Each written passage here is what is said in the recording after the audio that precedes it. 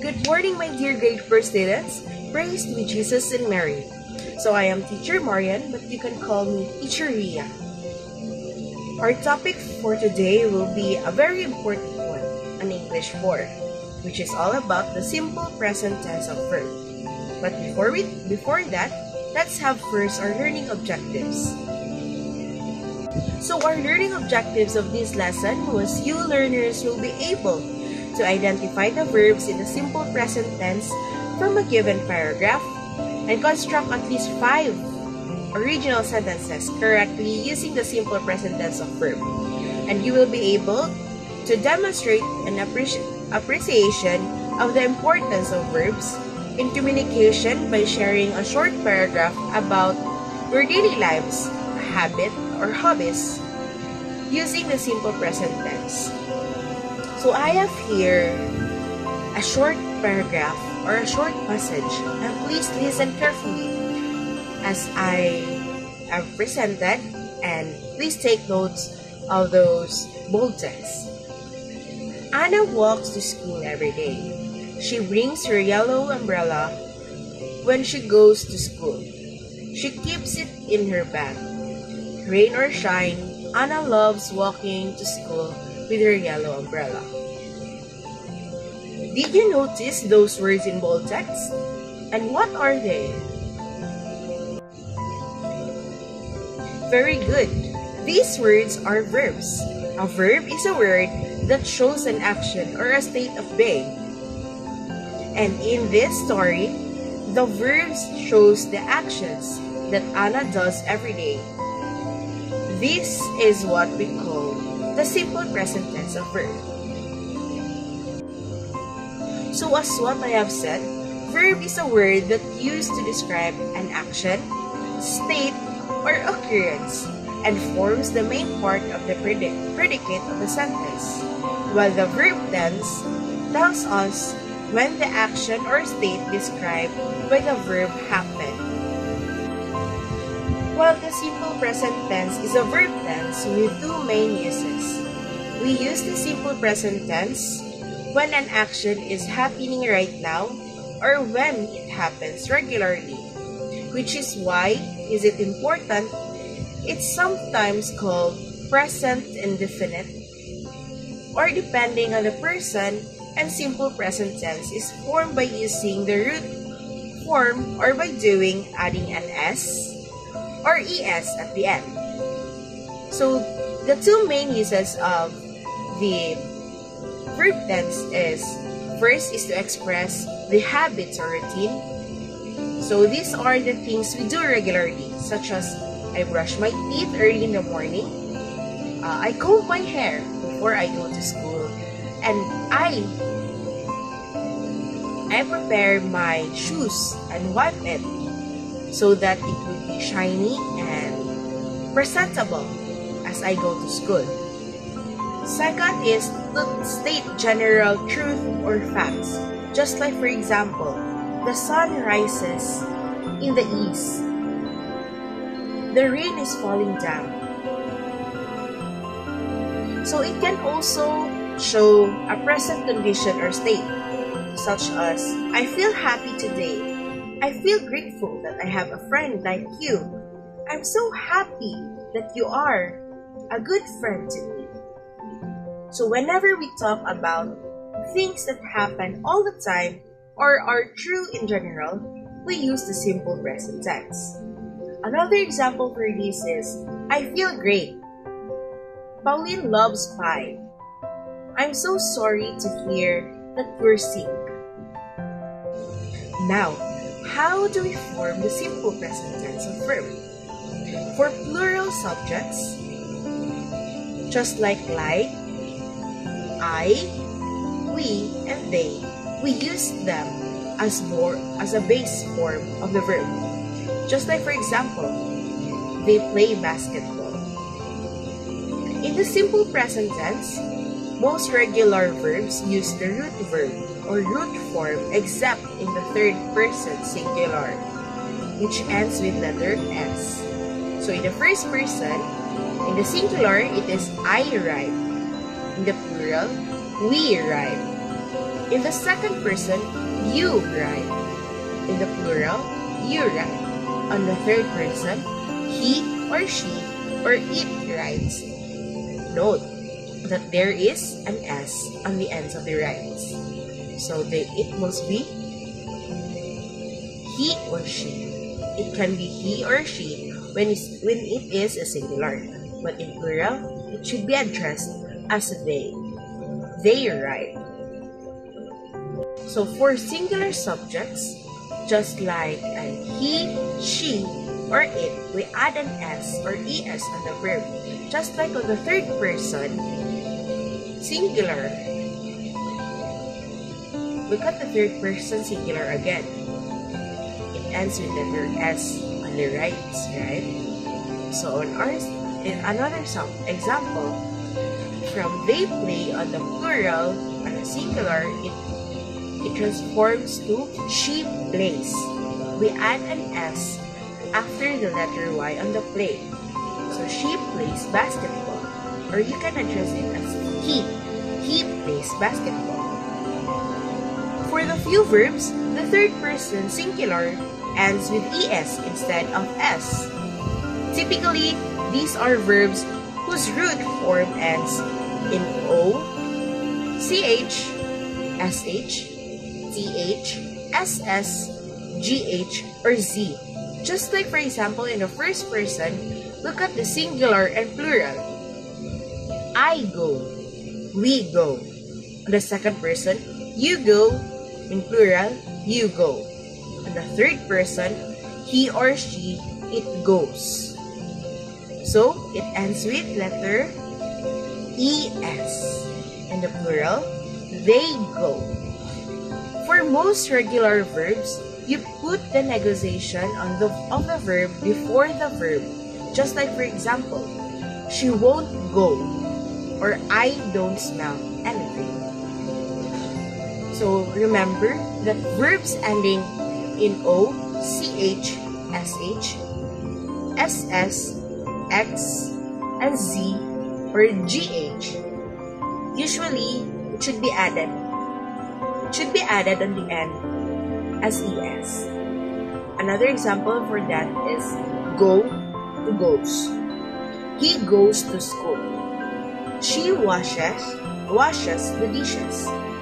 So, instead of she washed the dish,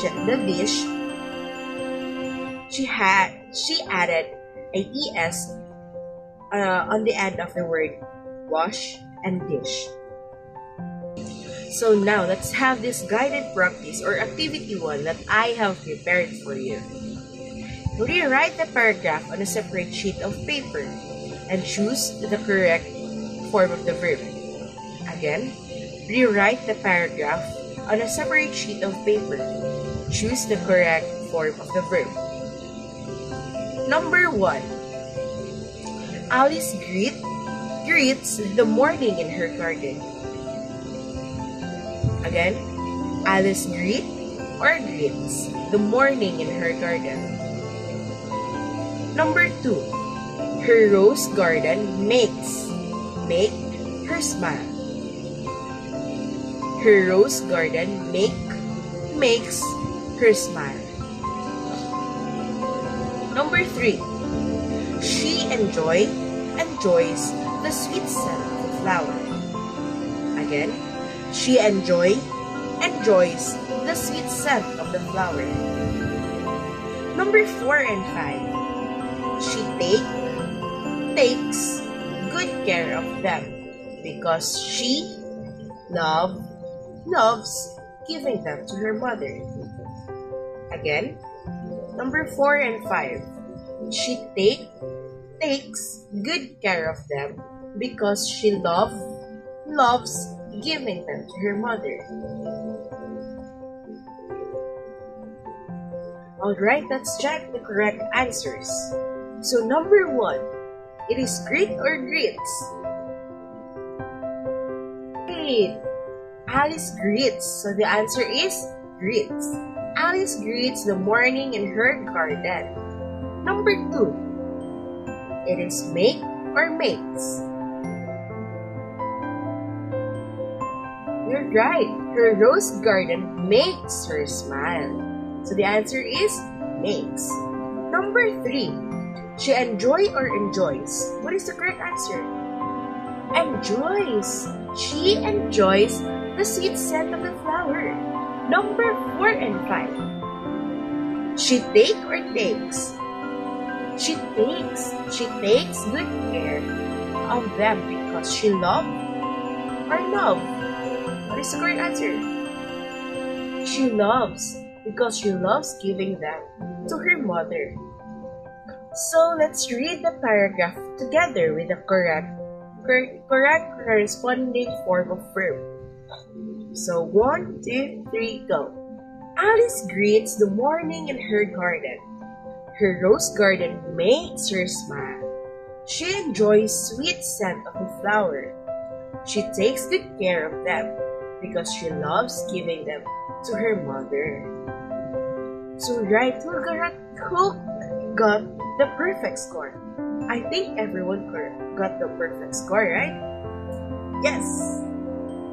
So let's proceed to another activity. So use the following verbs in a sentence. So right now, I will give you the freedom of choosing at least 5 of them. So I have there 10 following verbs that you can use, but I will give you the freedom to choose only 5. You choose only 5 following verbs and use it in a form of sentence. So just like for example on this activity, I will use the verb bake. My mom bakes bread every morning. I love to make a coffee in the morning. I want to go to school. So now it's your turn and choose 5 verb only so that you can practice on how to use them on your own sentence and have it in a simple present tense. In the back of your paper or your notebook, you will write 3 sentences using the simple present tense. 1 showing a habit or routine. 2nd, showing a general truth. And 3rd is showing a present state. So when do we use the simple present tense? And how do we use or form it? With she, he, or it. Again, when do we use the simple present tense? And how do we form it? We, she, or it. Right. The simple present tense is used for habits, general truths, and present states. With the plural subjects, we use the I, we, they, we use the base form of the verb. With singular subjects, he, she, or it, we add an S or ES of the verb. So whenever you talk about things you do every day or things that we are always true, you are using the simple present tense of verb. So for our last activity or for our quiz today, for me to evaluate your learning, now let's see what you have learned. Fill in the blanks with the correct verb form. So you have to complete the sentences using the words inside the box, which is the wishes, touches, rises, rushes, quizzes. So write this or answer this on your paper or after the 3 original sentences that you have created. So number 1. The boy blank to see a mushroom grow. Number 2. He blank the mushroom figurine on display in the library. Number 3. The figurine has a little fairy blank from a mushroom. Number 4. Sarah saw a blue dust on the fairy's hair. She blanked it away. Number 5. The librarian blanked the two kids about the broken figurine. Alright, are you now done answering it? So for your homework, write a short paragraph within 5 to 7 sentences about your hobby. Use verbs in the simple present tense. Just like for example, if your hobby is drawing, you might write, I draw pictures every weekend. My sister likes my drawings. My teacher displays them in the classroom. After writing it, don't forget to underline all the verbs in your paragraph. So with this, I hope everyone learned everything that we've tackled today's lesson. So, as for today, it's not a goodbye, but see you in our next class. Bye!